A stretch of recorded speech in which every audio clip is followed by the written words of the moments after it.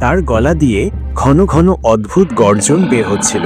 সে যেন তার শিকারকে ভয় পাইয়ে আনন্দ পাচ্ছিল। প্রাণীটি কথা বলল, কিন্তু তার কণ্ঠস্বর শুনে মনে হলো তা সরাসরি কান নয়, মস্তিষ্কে আঘাত করছে। প্রাণীটি বলল, মানুষ, এখানে কেন এসেছো তোমরা? জঙ্গলের রহস্যময় রাত। গ্রামের এক কোণে নদীর ধারে ছোট্ট একটি কুঁড়েঘরে বাস করত রহিম, বয়স ২৬। তার মা জাহানারা একজন বিধবা। রহিম ছিল তার মায়ের একমাত্র আদরের সন্তান। তারা খুব দরিদ্র ছিল। সন্ধ্যা ঘনিয়ে এসেছে। মায়ের মুখে চিন্তার ছাপ স্পষ্ট হয়ে ওঠে। ছাগলটি গোয়ালে নেই। ছাগলটি ছিল তাদের জীবিকা নির্বাহের একমাত্র উপায়। দুধ বিক্রি করেই চলত তাদের সংসার।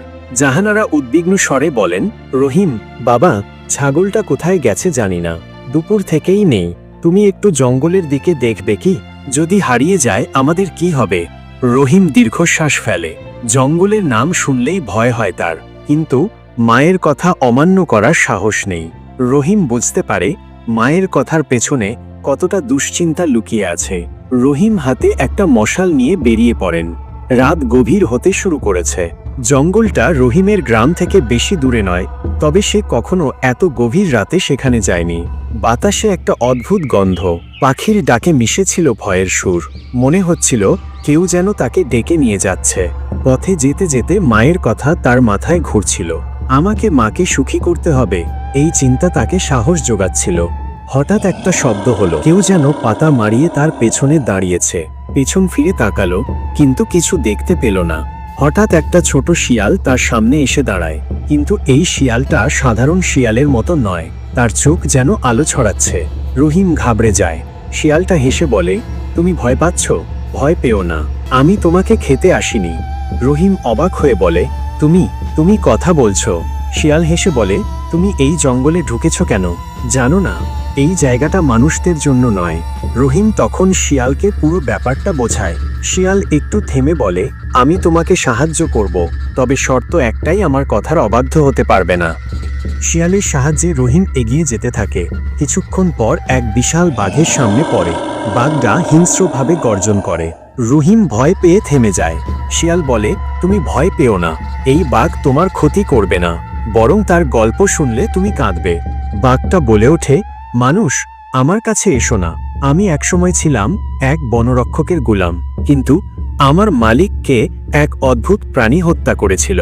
সেই থেকে আমি এই জঙ্গলে বন্দী হয়ে আছি। বাঘের চোখে জল দেখা যায়। রহিম অবাক হয়ে শোনে। বাঘ বলে, এই জঙ্গল তোমার মতো নিরীহ মানুষদের জন্য নয়, তোমাকে ফিরে যেতে হবে। রহিম আর শিয়াল ধীরে ধীরে গভীর জঙ্গলের দিকে এগিয়ে যাচ্ছিল। চারপাশ অদ্ভুত নিস্তব্ধ। হঠাৎ অন্ধকারের মধ্যে থেকে যেন কেউ তাদের দিকে তাকিয়ে আছে। পেছন ফিরে তাকাতে রহিমের মনে হলো দুটি লালচে জ্বলন্ত চোখ তাদের ঘুরে ঘুরে দেখছে। শিয়াল ফিসফিসিয়ে বলল, থেমে যাও, যা আসছে তা আমাদের জন্য নয়, এটা এখানকার রক্ত পিপাসু। তার নাম কেউ জানে না, শুধু জানি সে একটি অভিশপ্ত প্রাণী। বহু বছর আগে মানুষের নিষ্ঠুরতার কারণে সে অভিশপ্ত হয়ে গেছে। তার ক্রোধ আর খিদের সীমা নেই। সাবধান থেকো, কথা বলো না, দৌড়াতে যেও না, সে তোমাকে কেটে টুকরো টুকরো করে ফেলবে। হঠাৎ অদ্ভুত গর্জনের শব্দ হলো। মনে হলো গর্জনটি আকাশ থেকে আসছে। জঙ্গল যেন কেঁপে উঠল। এরপর অন্ধকার থেকে বেরিয়ে এলো সেই প্রাণী। প্রাণীটির উচ্চতা প্রায় 10 ফুট। তার চোখ দুটি রক্তের মতো লাল, যা ভয়ে শরীরকে অবশ করে দিতে পারে। মুখে বড় বড় দাঁত, যা কুকুরের মতো কিন্তু ধারালো ব্লেডের মতো চকচক করছে। তার হাতের আঙুলগুলো লম্বা, প্রতিটির শেষে ছিল নখর। সেই নখর দেখে মনে হচ্ছিল একবার যদি শরীরে ঢুকে তাহলে আর কিছু বাকি থাকবে না। তার শরীর জুড়ে লোম, কিন্তু লোমগুলো ভেজা রক্তে লেপ্টে আছে। তার গলা দিয়ে ঘন ঘন অদ্ভুত গর্জন বের হচ্ছিল। সে যেন তার শিকারকে ভয় পাইয়ে আনন্দ পাচ্ছিল। প্রাণীটি কথা বলল, কিন্তু তার কণ্ঠস্বর শুনে মনে হলো তা সরাসরি কান নয়, মস্তিষ্কে আঘাত করছে। প্রাণীটি বলল, মানুষ, এখানে কেন এসেছো? তোমরা আমার ঘরে আসার সাহস কিভাবে পেলে? রহিম তখন দাঁড়িয়ে থাকলেও তার হাঁটু কাঁপতে লাগলো। শিয়াল আর বাঘ কিছু বলার আগেই প্রাণীটি হঠাৎ বাঘের দিকে ঝাঁপিয়ে পড়ল। প্রাণীটি বাঘের গলায় নখ দিয়ে আঘাত করে।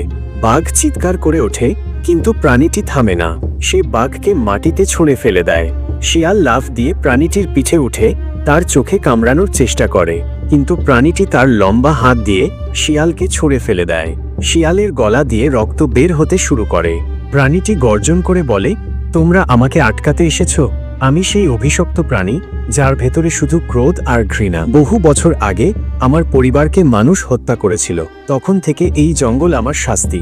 আমি এখানে বন্দী, কিন্তু আমার ক্ষুধা শেষ হয় না। আমি প্রতিটি প্রাণীর রক্ত খেয়ে বেঁচে আছি।